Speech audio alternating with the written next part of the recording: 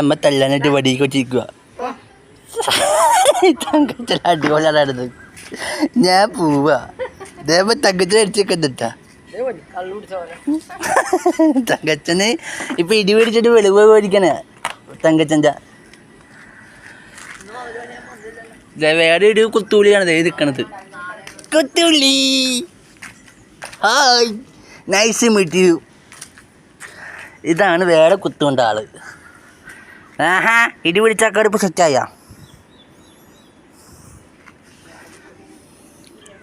ഇവിടെ നമ്മളിപ്പോൾ ഇടി പിടിച്ചാക്കാരാണ്. വീണ്ടും പോണ്ട്. എന്താണാവോ ഇടി പിടിക്കാനാണ്? നാണച്ചത്തും കാര്യമില്ല, കൈ പൊച്ചും പച്ചത്തോട് കാര്യമില്ല. ദൈവൻ ചെന്നായനെ പിടിക്കുന്ന പട്ടിയ. പേര് മിക്കി. ഇത് മിക്കി.